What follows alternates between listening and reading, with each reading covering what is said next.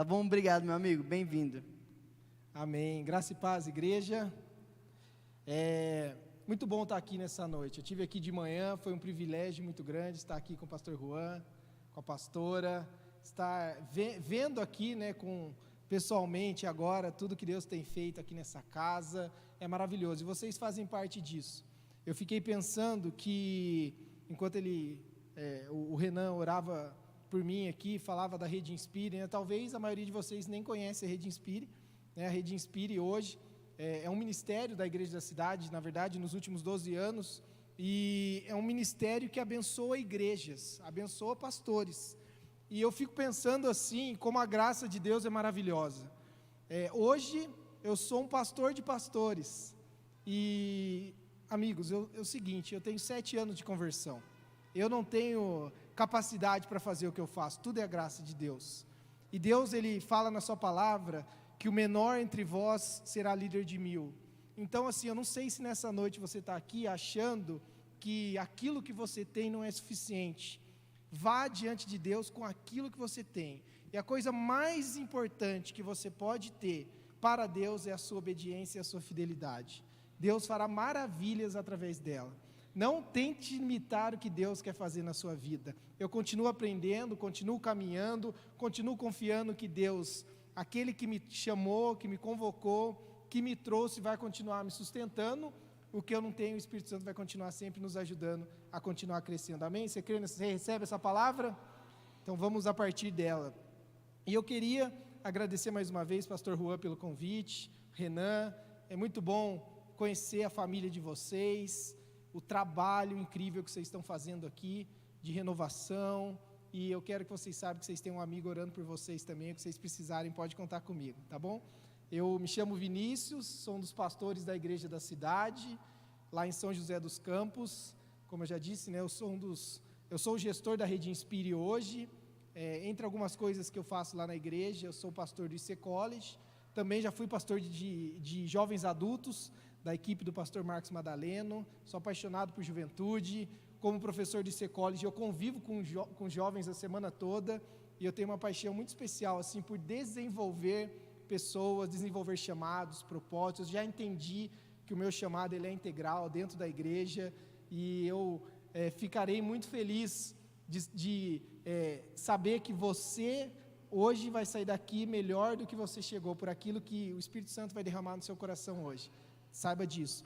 E eu quero te convidar para abrir comigo a sua Bíblia aí em 2 Reis, capítulo 7, versículo 9. Eu vou pedir para vocês deixarem aberto aí 2 Reis, capítulo 7. A gente vai dar uma passada geral por 2 Reis, capítulo. Eu quero ler o versículo 9 em especial. Quanto tempo que eu tenho mesmo? 30? Tá. Não fala isso não, hein? Você pode virar vigília aqui depois? Estou brincando, gente. É mais do que suficiente. Então vamos lá, versículo 9. Vocês abriram aí? Contrário aí, 2 Reis 7, 9. O texto diz assim: Então disseram uns aos outros: Não estamos agindo certo.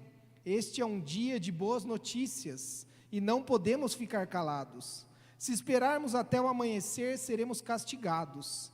Vamos imediatamente contar tudo no palácio do rei. A mensagem de hoje, eu chamo ela de movidos pelo amor. Movidos pelo amor porque quando você é movido pelo amor, você não consegue ficar calado debaixo daquilo que Deus tem feito na sua vida. Quando você é motivado, você tem as motivações certas, você vai entender que aquilo que você recebeu de Deus é tão precioso, que é tão rico, que você não vai querer que aquilo fique somente com você. E é sobre isso que nós vamos falar aqui nessa noite, mas eu queria falar um pouquinho sobre esse contexto, do que está acontecendo aqui nesse texto. Aqui nós temos o povo de Israel numa situação muito complicada. Eles foram cercados ali pelo exército sírio, e naquele contexto era assim que funcionava, Ali na cidade onde eles estavam, era uma cidade fortificada, e quando um exército inimigo tentava conquistar uma cidade, a primeira coisa que eles faziam, estrategicamente falando, militarmente falando, era fazer o cerco, era cercar a cidade. Quem aqui já assistiu filme de medieval sabe, eles cercam ali, montam ali todas as suas tendas, e ficam ali o tempo que tiver que ficar, Por quê? Se a cidade está fechada, são muradas, cidades altas, você não vai conseguir invadir, só que os recursos, eles começam a acabar. Então não entra mais água, não entra mais comida, não entra mais nada, e aí o povo de dentro da cidade começa a passar fome, o povo de dentro da cidade começa a se desesperar. E era isso que estava acontecendo aqui. Se você ler um capítulo anterior, né, fica a tarefinha para vocês em casa, ler o capítulo 6 também, vocês vão ver que o rei da Síria, ele cercou com o seu exército aquela cidade fortificada, e o cerco ali durou tanto tempo, que as pessoas começaram a morrer de fome literalmente. O cerco foi tão complicado, que tinha mãe matando o próprio filho para comer. Você consegue imaginar essa situação? Você consegue imaginar quão complicado era aquela situação? E aí o rei de Israel, ele começa a culpar a Deus por aquilo. Afinal, Deus, ele tinha uma, entre aspas, obrigação de proteger Israel. Ele tinha que defender Israel. E ele vai até o profeta Eliseu e fala o seguinte: por que devo ainda ter esperança no Senhor? E aqui eu quero abrir um parênteses para te falar uma coisa. Talvez você esteja aqui nessa noite pensando da mesma forma que o rei de Israel. Talvez você está passando por uma situação tão delicada na sua vida, que você está falando assim: por que devo ainda ter esperança no Senhor?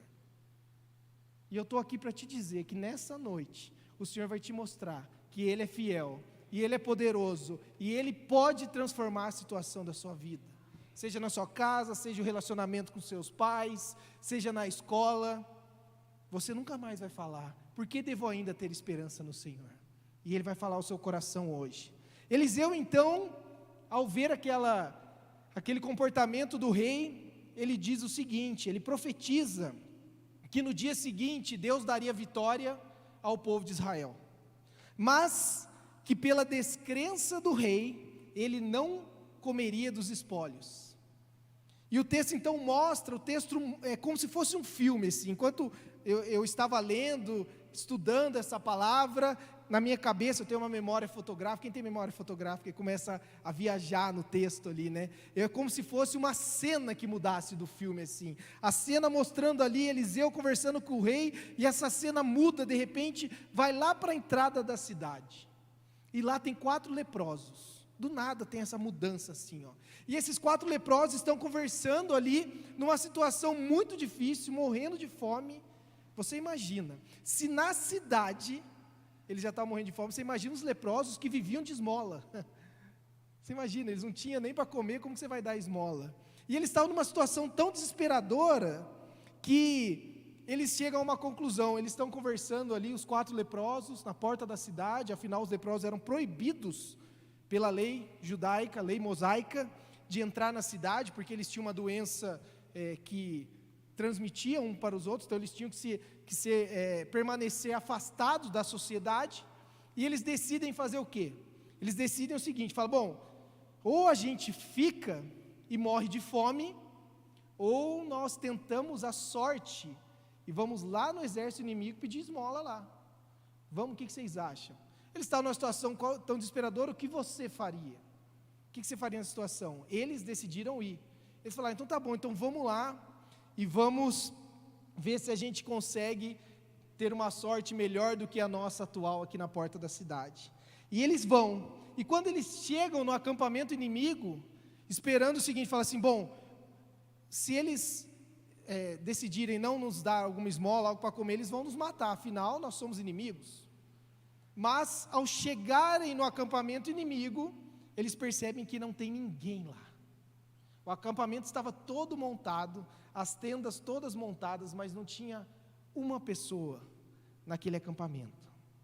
E o texto diz lá em 2 Reis 7:8, um versículo antes daquele que nós acabamos de ler: tendo chegado às imediações do acampamento, os leprosos entraram numa das tendas, comeram e beberam, pegaram prata, ouro, roupas e saíram para esconder tudo. Depois voltaram e entraram noutra tenda e pegaram o que quiseram e esconderam isso também. Ou seja, eles que estavam com medo de serem mortos ali pelo exército inimigo, agora eles chegam lá e está cheio de comida para eles, porque foi todo mundo embora. Eles não entendem nada do que estava acontecendo. E eu quero fazer uma pausa aqui momentânea, antes de nós entrarmos em alguns pontos aqui da mensagem que eu quero entregar para vocês levarem para casa para refletir. Quero fazer uma provocação espiritual que Deus começou a falar comigo. Eu quero contar o meu testemunho um pouquinho para vocês. Vim conversando com o Renan, falando sobre o meu testemunho. Eu sou um recém-convertido ainda. Eu me converti em 2014. Esse ano fazem 8 anos que eu me converti, que o Senhor se revelou para mim e eu decidi entregar minha vida para Ele. E quando eu penso nesses leprosos, eu automaticamente lembro de mim antes de aceitar Jesus Cristo na minha vida. Eu quero, talvez, te fazer pensar um pouco sobre essa situação. Nessa situação aqui, olhando com olhos espirituais, os leprosos são como nós antes de Jesus Cristo. Antes de Cristo, nós não tínhamos lugar à mesa. Nós não fazíamos parte de uma família espiritual. Nós éramos aqueles que mendigavam o pão o tempo todo. Nós éramos aqueles que não fazíamos parte daquilo que John Stott, que é um teólogo norte-americano, diz que é uma nova sociedade, que é a sociedade do céu na terra, que é a igreja.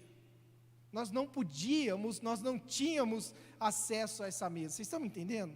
Antes de Jesus Cristo, como diz o texto bíblico, nós éramos destituídos da glória de Deus. E eu não sei se você sabe disso, essa palavra glória, ela também significa reputação. Ou seja, antes de Jesus Cristo na sua vida, você não compartilhava com o mundo a reputação de quem Deus é através da sua vida. Agora, você em Cristo, você carrega essa glória para onde quer que você vá. E como os leprosos, eu comecei a pensar que eu cheguei numa situação tão desesperadora, e eu compartilhei isso com o Renan, quando ele perguntava sobre o meu testemunho, que eu cheguei num determinado momento em que a minha vida era bebedeira, festas, mulherada, drogas, e eu com 28 anos já não aguentava mais essa vida. Não aguentava. Eu estava muito tempo já fazendo isso, e eu estava com um vazio dentro de mim, eu ficava tentando preencher esse vazio com alguma coisa. E a verdade é que alguém disse, eu não sei quem, que dentro de você tem um vazio com o formato exato de Deus, e somente Deus pode preencher esse vazio. E eu cheguei nessa situação, depois de uma festa, fui tomar um banho para ir para outra festa, e eu que cresci num lar católico, não tinha um relacionamento com Deus que eu tinha hoje, mas eu cresci ouvindo falar sobre Deus. E naquele banho eu me lembro que eu fiz a minha oração mais curta, mas mais poderosa, que eu falei: Deus, na época eu não chamava nem Deus de pai ainda, falei: Deus, se eu estiver no caminho errado, me coloque no caminho certo. E aquela oração mudou a minha vida, porque desde então, eu acabei conhecendo Jesus, aceitei Jesus um tempo depois, me batizei e aqui estou. Mas eu era como aqueles leprosos, que eu estava tão desesperado, que eu estava numa situação seguinte, falei assim: ou eu fico e continuo morrendo de fome, ou eu me arrisco para conseguir o pão. E eu decidi dar um passo de fé, eu decidi entregar minha vida para Jesus, acreditando que Ele é fiel e que Ele cumpre aquilo que Ele promete. Mas eu não vou mentir que falar para você que foi fácil. Foi super difícil, vim de uma família católica muito tradicional, enfrentei dificuldades dentro da minha própria casa, com os meus parentes, com amigos que me deixaram, e eu me lembro de chorar de madrugada, orando e falando para Deus: Senhor, é isso que eu vou viver na minha vida agora, todo mundo me abandonando? E eu me lembro que Deus falou para mim assim: filho, talvez você pense que as pessoas estão te deixando, mas vai ter uma multidão de pessoas que vai te seguir. E hoje eu vejo essas coisas começarem a acontecendo, e esses leprosos, ao irem em direção ao novo, ao desconhecido, ali eles encontraram alimento. E esse era eu, quando eu me ajoelhei diante do altar, entreguei minha vida para Jesus, e eu encontrei o verdadeiro alimento para minha alma. Então eu era um desses 4 leprosos. Talvez você esteja sentado aqui também, e você consegue entender que você também era um desses leprosos, afastado da mesa do Pai, sem perspectiva de vida, e decidiu se arriscar e tomou uma decisão por Jesus. Mas talvez você ainda não é esse que decidiu tomar uma decisão nova, mas eu espero que até o final dessa noite, o Espírito Santo que está falando ao seu coração vai te levar a tomar uma decisão também. E nós somos chamados para quê? Dentro agora dessa nova perspectiva de vida espiritual, dessa nova jornada, uma vez que entramos agora como parte da família espiritual de Deus, qual é o nosso chamado? Deixa eu te dizer uma coisa, talvez você ainda esteja muito confuso sobre o seu propósito de vida, sobre o seu chamado. Nós temos realmente chamados, podemos dizer assim, nas suas peculiaridades um pouco diferentes. Uns são chamados para pastorear, outros são chamados para áreas da sociedade. Eu sou professor lá no IC College de uma matéria chamada 7 áreas de influência da sociedade, que é 7 áreas onde o cristão é chamado para influenciar, área como família, negócios, artes e entretenimento, educação, finanças, religião, é uma das áreas, são 7 áreas.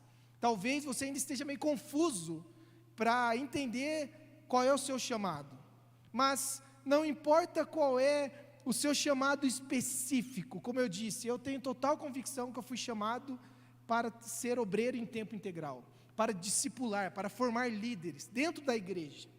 Tanto que, assim, numa perspectiva pessoal, eu não sou aquela pessoa que eu passo muito tempo pensando em como resgatar pessoas para Jesus, porque não é muito o que move o meu coração. Eu estou errado? Não estou.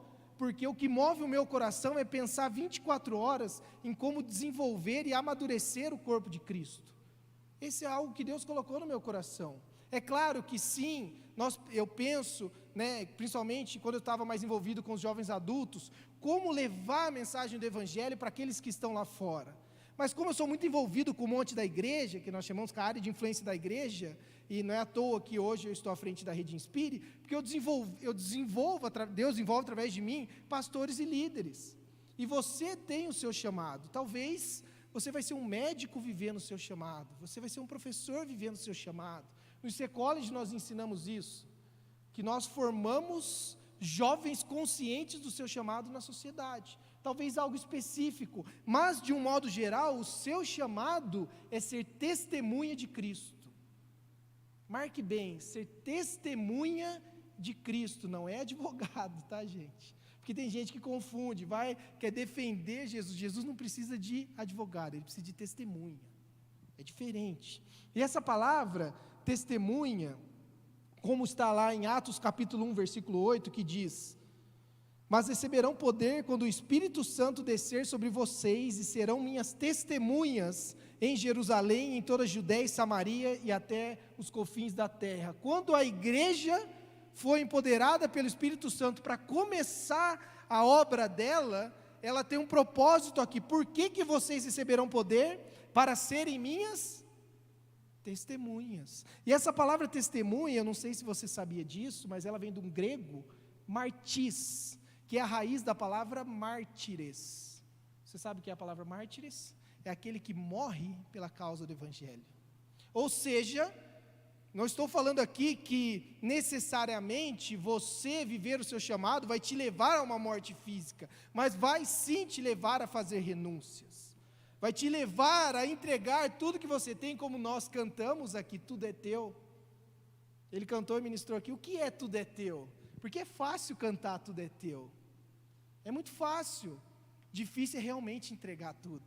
O pastor Carlito sempre diz o seguinte, na nossa igreja, nós temos uma cultura de paternidade espiritual muito forte, e eu chamo ele de pai, muito naturalmente, assim, não é nada, ele sempre fala que ele não força ninguém a fazer nada, mas é tão natural que ele é meu pai espiritual, que eu chamo ele de pai, assim como outros também chamam ele de pai. E ele diz assim, fácil é chamar de pai, difícil é ser filho, porque tem muita gente que quer chamar de pai, mas quando tem que obedecer, não obedece.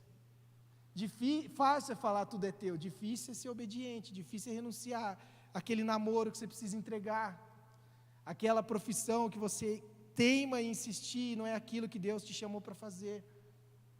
Sabe, duas coisas eu tenho certeza que vão acontecer, que eu tenho convicção, não certeza, convicção, certeza é uma palavra muito forte, mas convicção que vão acontecer quando a gente chegar no céu, que Deus vai falar para a gente coisas que nós fizemos e que não deveríamos ter feito, e coisas que não fizemos que deveríamos ter feito. Você não tenha dúvida. Então, assim, o viver o nosso chamado tem muito mais a ver com a qualidade de viver o chamado do que com a quantidade daquilo que você faz. Então, às vezes, Deus levanta pessoas para liderar igrejas de 20 mil pessoas, igual a minha lá em São José dos Campos. Outros, Deus levanta pastores para liderarem igrejas de 150 pessoas. Deus não vai julgar o seu trabalho de 20 mil ou 150, mas você foi obediente sobre aqueles 150 e aqueles 20 mil. Então é qualidade do chamado, não quantidade. Vocês estão me entendendo? E nós fomos chamados para viver e sermos testemunha daquilo que Deus está fazendo. Santo Agostinho disse o seguinte, ele fala assim: aquilo porque vivo, comunico. O que ele quis dizer? Ele falava assim: aquilo que eu acredito, eu comunico, eu não guardo para mim, é tão precioso que eu não posso guardar para mim, e nós deveríamos andar com essa responsabilidade. Nós acabamos de viver uma crise mundial por causa do Covid, o mundo parou por causa dessa peste que aconteceu global. Aí eu te pergunto, imagina se um dia você acorda e Deus te entrega de noite, num sonho, assim, a cura do Covid. Qual que é a primeira coisa que você ia fazer? Ele te entrega assim, faz um upload, igual no Matrix, assim, você descobre a cura do Covid, aí você vai lá e escreve, sabe, de forma assim, sobrenatural, aí você está com aquele escrito na sua frente. Qual que é a primeira coisa que você faz? Eu ligaria para, sei lá, para uns médicos, falar: cara, eu estou com a cura do Covid aqui, ó. Vamos acabar com essa pandemia. Você não faria o mesmo? Você não faria o mesmo? Agora eu quero te fazer a seguinte pergunta: mais perigoso ou problemático do que o Covid é a morte eterna, e você carrega a solução para isso. O que você tem feito com isso? Você tem guardado só para você, ou você tem compartilhado com as pessoas aquilo que você recebeu? Porque nós somos chamados para ser testemunha. Nós somos chamados para levar para essas pessoas aquilo que nós temos recebido de Deus, a graça de Deus. A graça, ela tem que ser transbordante. Lá na Igreja Cidade nós usamos uma frase que tudo aquilo que recebemos do céu, o que nós fazemos? Nós recebemos, celebramos e compartilhamos. E o amor de Deus é assim: você recebe, você celebra e você compartilha. Todo cristão, ele é chamado para ser, sabe o quê? Rio, não lagoa, não represa. Se a graça de Deus tem parado em você, você tem que sondar o seu coração, porque ela tem que fluir através de você.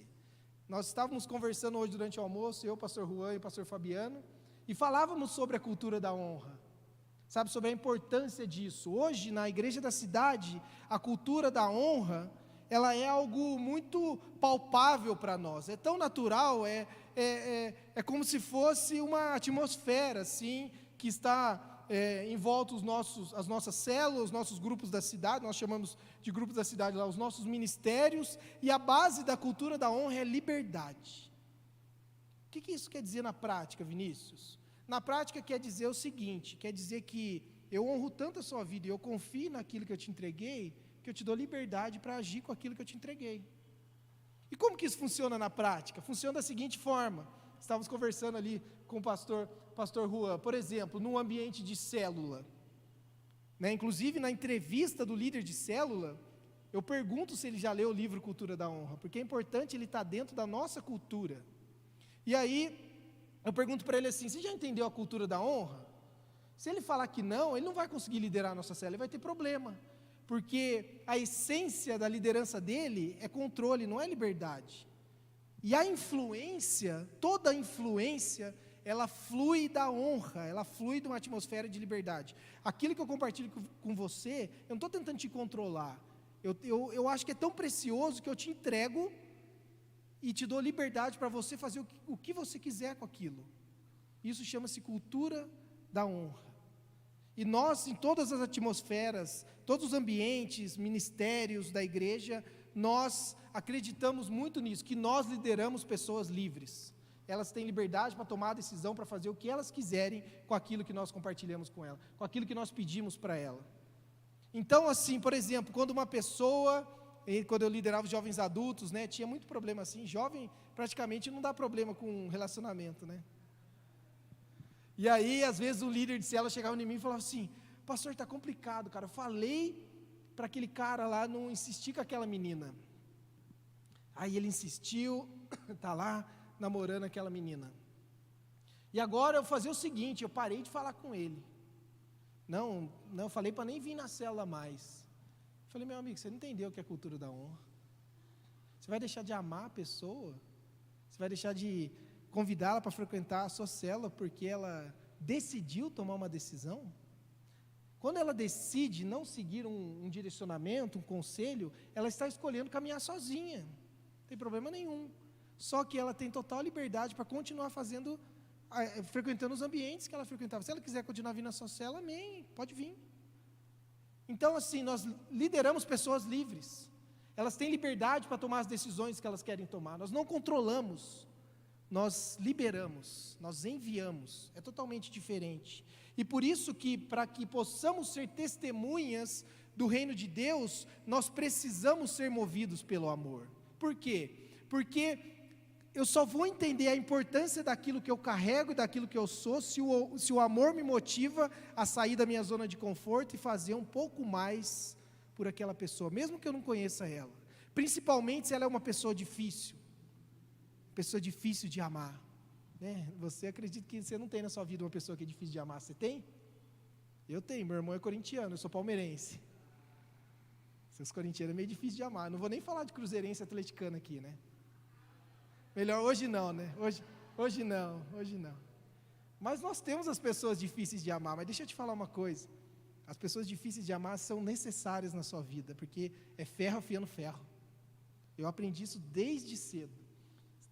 Eu comecei na igreja, eu como parte de célula. Quem aqui está em célula aqui? Então pega esse testemunho aqui. Eu cheguei na igreja como membro de célula, virei líder de célula, depois multipliquei a célula algumas vezes. Quando eu estava para virar coordenador de célula, foi quando eu fui para os Estados Unidos fazer o seminário. Voltei, liderei faixa etária. Eu passei por todos os processos. Eu conheço um pouquinho de tudo isso aí. E eu posso te dizer uma coisa: todas as vezes, em cada etapa de cada processo, tinha uma pessoa difícil que Deus colocava na minha jornada para me ajudar a amar mais. E é assim na sua vida também. Esses dias eu tuitei uma frase que Deus colocou no meu coração, né? Foi um momento assim que eu estava na sala da minha casa, eu olhei minha esposa, minha filha, e eu sou muito bem casado. Minha esposa é uma pessoa assim que exala Jesus, uma paciência, sabe? Uma pessoa sacrificial demais. Ela me ensina muito. Eu tenho um pouco essa dificuldade ainda, por causa do meio que eu vim, né? Do meu ambiente familiar. E eu estava olhando assim, eu fiquei pensando 3 escolas que eu chamo de escolas de quebrantamento, que é casamento, igreja, que é escola de quebrantamento, que eu falo que é casamento, igreja, qual é a terceira mesmo que eu coloquei lá? Casamento, igreja e... eu vou lembrar a terceira, peraí. Mas dentro dessas 3 escolas, sempre você vai ter a opção de decidir se você quer continuar na escola do quebrantamento ou se você quer desistir da escola do quebrantamento. Por exemplo, lembrei, paternidade, são escolas de quebrantamento, casamento, paternidade e igreja. Por que escola de quebrantamento? Porque são lugares onde Deus vai te forjar. Então vamos lá, família, casamento. Se você não está disposto a ser forjado no seu casamento e você decide desistir dele, a consequência é o divórcio. Você desiste da escola de quebrantamento. Quando você decide desistir da escola de quebrantamento, que é a igreja, aquilo te leva a desviar dos caminhos do Senhor. Consequências ruins. E quando você decide desistir da escola de quebrantamento, que é a paternidade ou a maternidade, aquilo leva à orfandade e rejeição. Todas têm péssimas consequências. E todas têm a ver com outros, não somente com você, mas o trabalho que Deus está fazendo em você tem a ver com essas escolas. E a igreja, de modo especial, ela é uma família para pertencer, não é isso que a gente fala aqui? Uma família para pertencer, então você não desiste da família. Se tiver problema, você resolve. Família você não desiste, você resolve. Você acha, de novo, meu irmão é corintiano, você acha que eu vou desistir dele? Não, a gente resolve. Quando eu era pequeno, eu resolvia meio que na porrada, mas agora não dá mais, né? Eu falo, Deus te abençoe, né? Mas a gente não desiste das coisas, dos caminhos e das dificuldades que Deus coloca na nossa vida. Mas vamos entrar aqui nos pontos. Eu tenho 3 pontos em cima desse texto, para que possamos ser testemunhas e sermos movidos pelo amor. Você está anotando aí? Então vamos lá, anota o primeiro ponto, para que você seja uma testemunha do reino, motivada e movida pelo amor. O primeiro deles, em cima do texto, é: examine-se constantemente.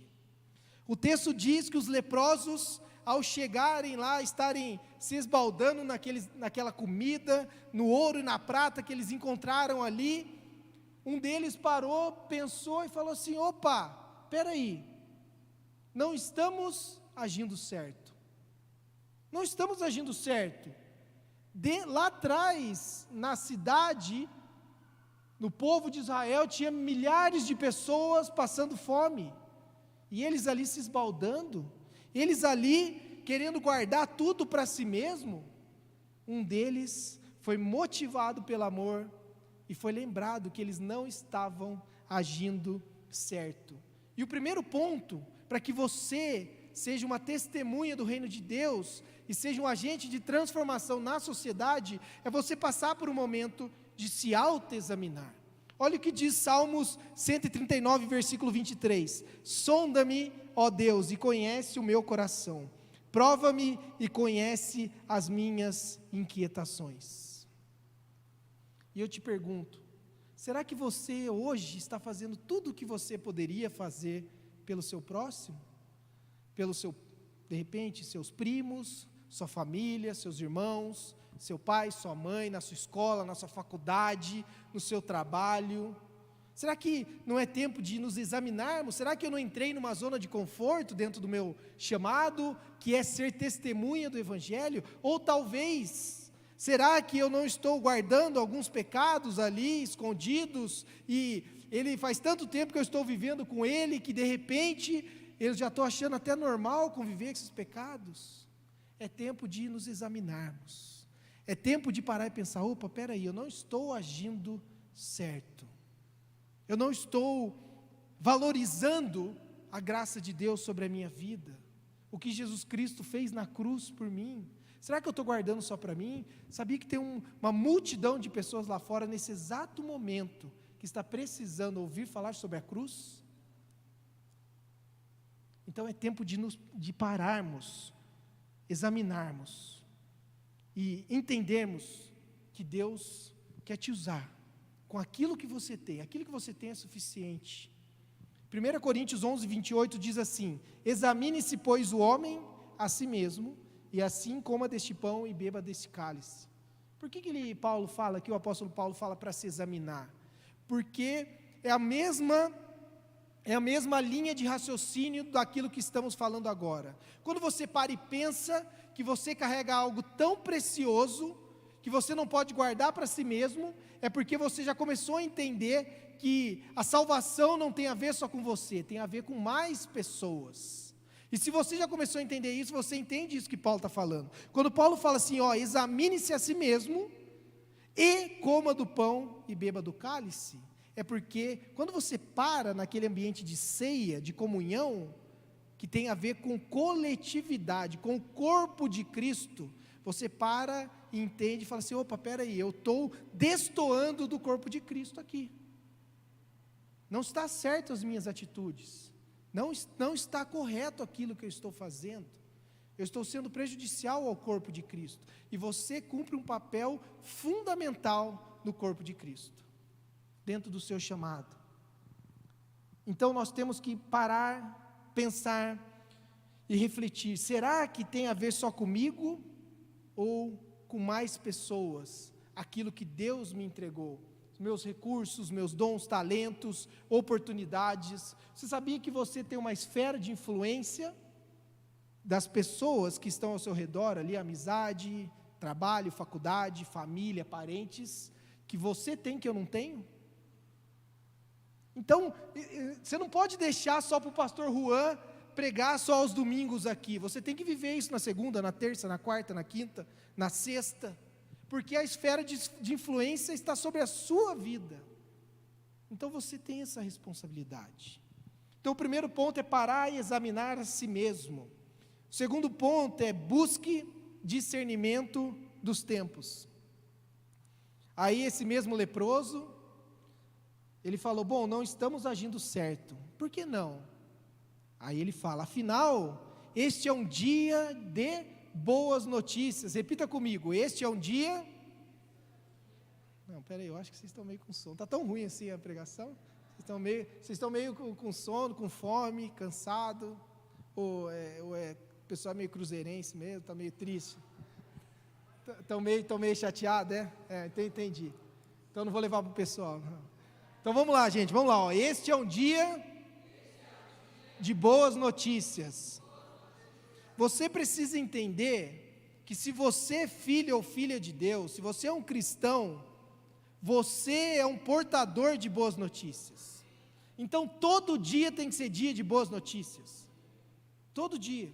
Porque você vai chegar no seu trabalho, você vai chegar na sua escola, aquela pessoa que não conhece Jesus, vai estar cheia de problema em casa, e ela precisa ver em você um brilho diferente, no seu olho, porque você sabe que apesar das circunstâncias, a vitória é certa. E ela precisa enxergar você, e você vai falar para ela, deixa eu te contar uma boa notícia. Sabe, porque o mundo está cheio de má notícia.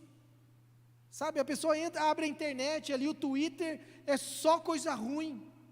Você já sai de casa derrotado já, se você abrir o seu celular de manhã e for ler notícia. Mas você é um portador de boas notícias, porque nós somos o povo da esperança, o povo da fé, o povo da coragem, o povo da ousadia, o povo do sobrenatural. Nós somos esse, então se não nós, quem será?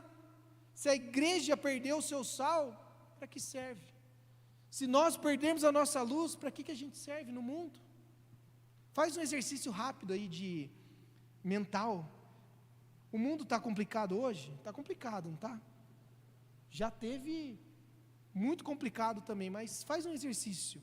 Imagina hoje, ou nesses últimos 2 anos, durante a pandemia, imagina o mundo sem a igreja. Para pensar. Você consegue imaginar um mundo sem a igreja, gente? O caos que seria.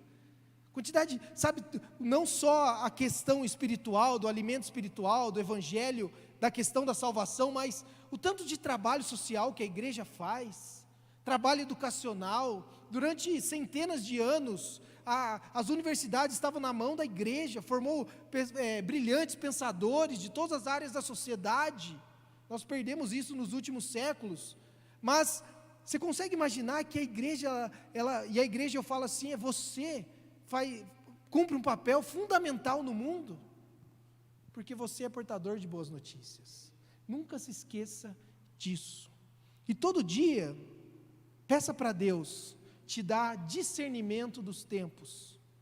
Os tempos estão voando, nós não podemos perder tempo com distrações, e nós precisamos aprender a discernir os tempos.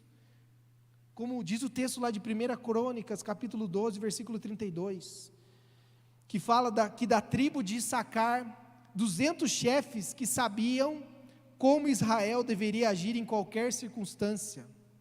Esse texto também fala que como Israel, 200 chefes que discerniam como Israel deveria agir. E discernimento, você sabe a diferença entre discernimento e sabedoria? Alguém sabe a diferença entre discernimento e sabedoria? Discernimento é a sabedoria colocada em prática. Então Deus ele vai te dar clareza sobre algo que o mundo não vai ter para te entregar, uma sabedoria que é do alto, e Ele também vai te dar o discernimento em como aplicar aquela sabedoria, aquela revelação, aquele entendimento. Então, assim, dentro lá da minha matéria, nas 7 áreas de influência, eu falo para os meus alunos que aquela aula, a essência daquela aula é aprender a discernir os movimentos do céu, das coisas que estão acontecendo, mas também discernir os movimentos do inferno.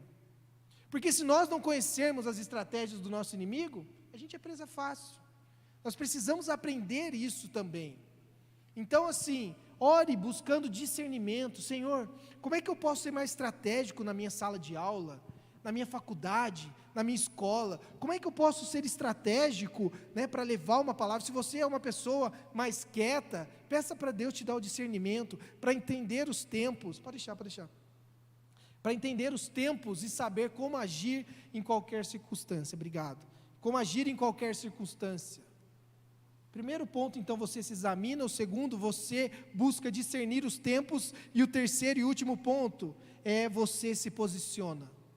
Porque uma vez que você fez uma autorreflexão, você tirou um tempo no seu secreto de oração, o Espírito Santo começou a te mostrar algumas coisas, você começou a buscar em Deus o discernimento para agir, estratégico, agora é tempo de fazer algo. E olha o que os leprosos fizeram. Eles entenderam e falaram: e não podemos ficar calados.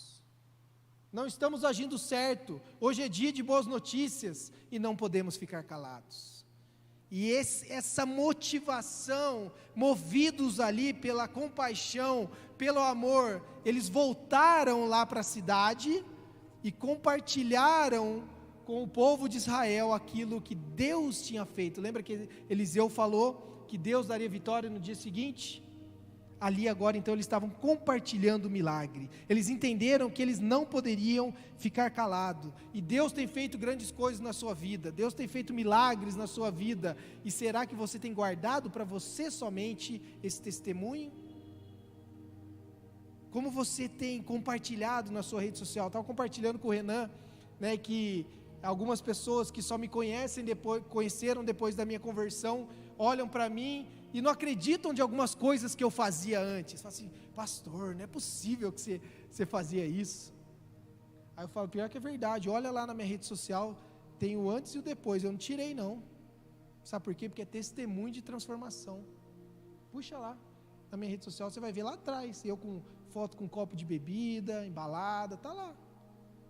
Porque é testemunho de transformação. Eu faço questão que as pessoas vejam e reconheçam que Deus muda a vida das pessoas.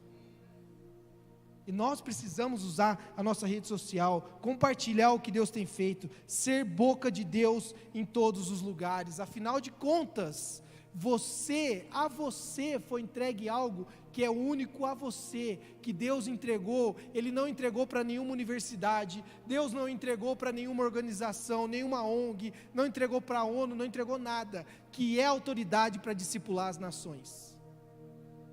E Ele não só te entregou autoridade, como Ele te comandou ir e fazer discípulos das nações. Então, assim, você recebe autoridade, mas com responsabilidade. Por isso que nós não podemos ficar calados. Como diz lá em Mateus 28:19, portanto vão e façam discípulos de todas as nações. E nações, a sua nação pode ser o seu bairro, pode ser a sua faculdade, pode ser a sua escola, pode ser a sua família. Vá, pregue o evangelho e faça discípulos de todas as nações. Nós carregamos essa autoridade para sermos voz de Deus no mundo. E deixa eu te dizer uma coisa, não se engane, o mundo vai tentar calar essa voz, cada vez mais. Por isso que nós precisamos estarmos conscientes das dificuldades, mas entendemos que nós carregamos uma autoridade, um privilégio. Enquanto estávamos aqui adorando, um momento de louvor, eu falava para Deus assim: Senhor, obrigado. Não sei, veio algo que me moveu assim no meu coração, que me levou a adorar e falar assim: Senhor, obrigado pelo privilégio de poder estar aqui adorando livremente. Você já agradeceu ao Senhor por poder estar aqui com a Bíblia aberta na sua mão? Tem muito país aí que eles não podem, muito. E assim, gente, eu não estou aqui para ser profeta do caos, apenas tentando discernir os tempos. Está cada vez mais indo para esse caminho. Você vai estar preparado? Então aproveite a sua liberdade para adorar. Agradeça ao Senhor.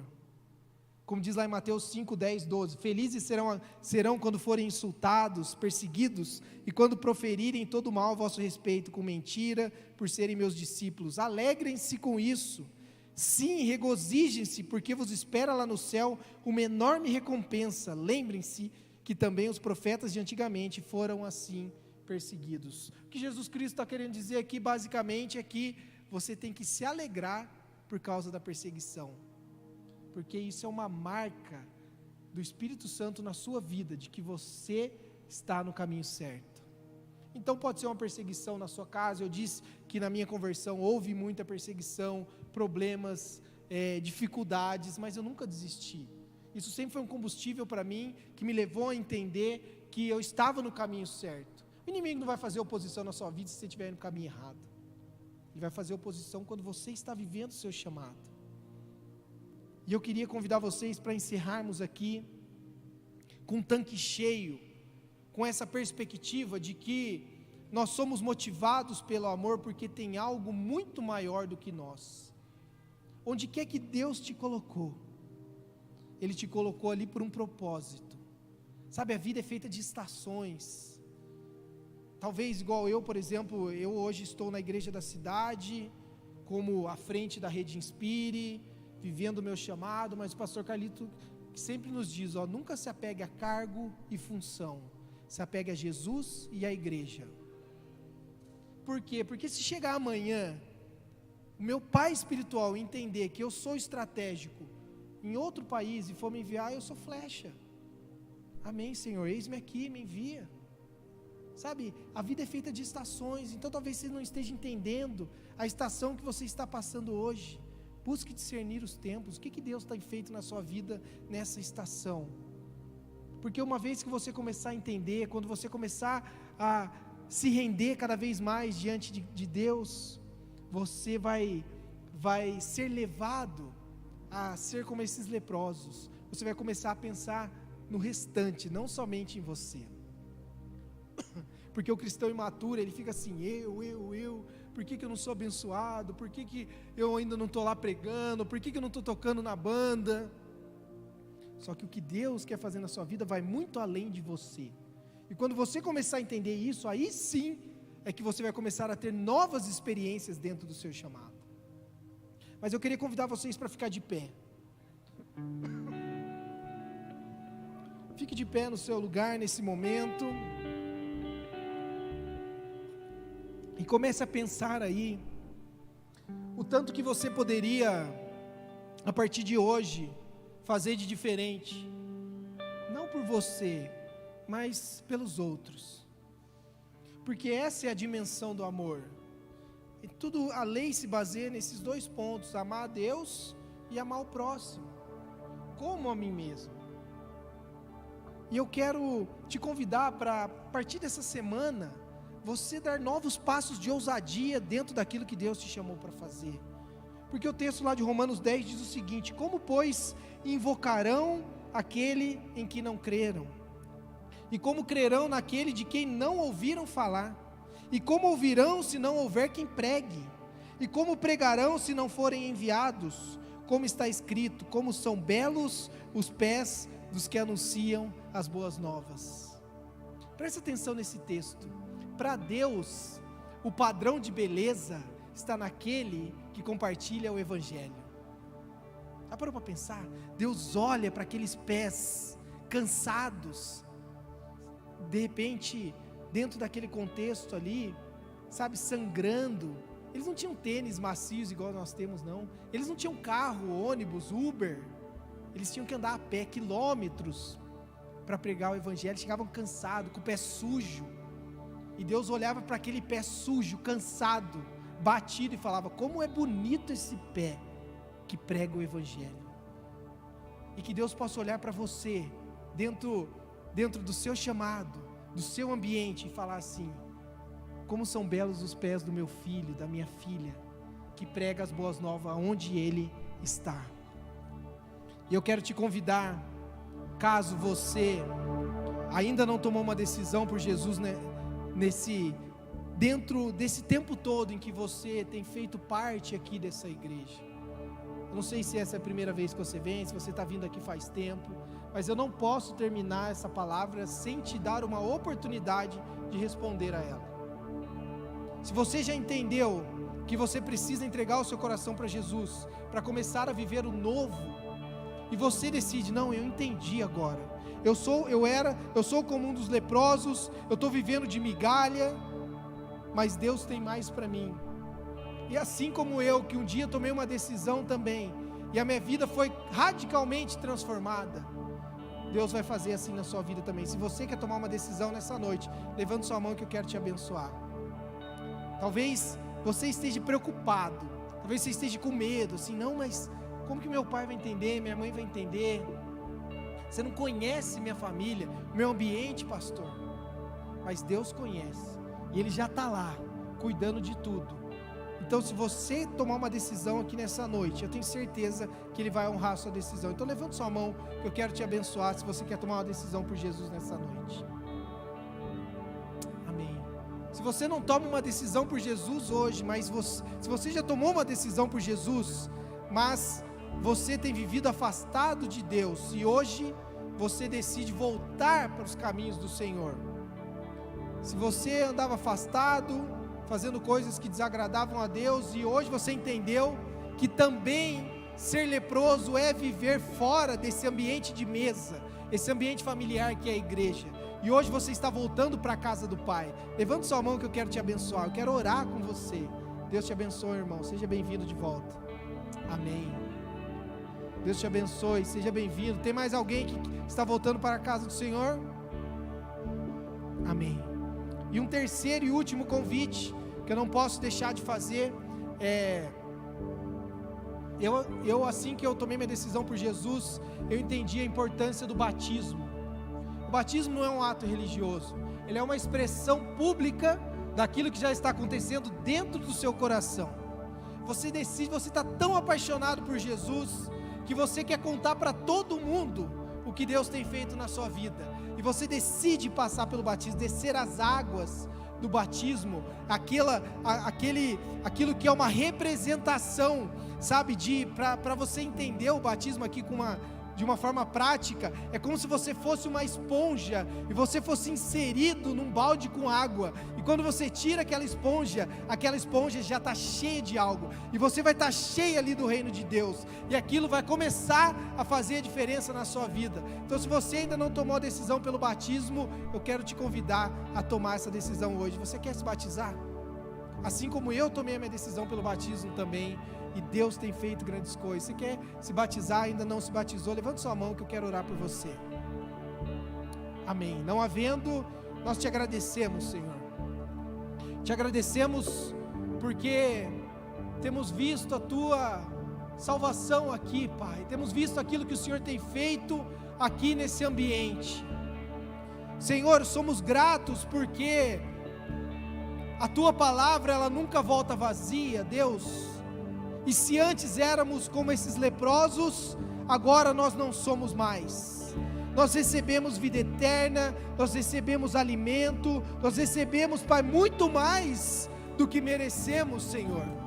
E Pai, eu quero abençoar aqui o meu irmão que hoje volta para casa, Senhor, aleluia. Glória a Deus.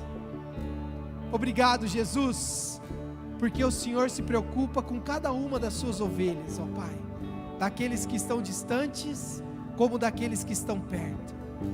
E Senhor, nós queremos juntos aqui orar, Pai, por cada um dos Teus filhos, que serão enviados para essa semana, e terão desafios, e serão confrontados, terão oposição.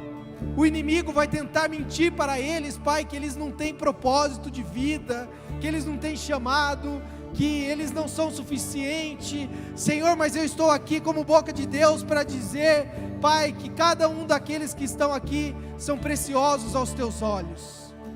Eu estou aqui para dizer que o valor que o Senhor tem por cada um é inestimável, Senhor, e que cada um deles é especial.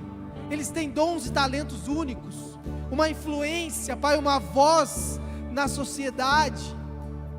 E Senhor, que possamos nos lembrar todos os dias de que nós não podemos guardar as boas notícias dos céus apenas para nós mesmos. E Senhor, capacita-os nessa semana, surpreenda-os, Pai, com mimos e presentes do céu, e que possamos nos lembrar sempre que o Espírito Santo, ele não visita, ele habita. E o Espírito Santo habita em você. E onde quer que você for, o Espírito Santo estará com você. Pois Jesus Cristo nos disse, por causa do seu amor, que nós teríamos provações, mas que Ele estaria conosco todos os dias. E se você está em Cristo, Jesus Cristo está em você.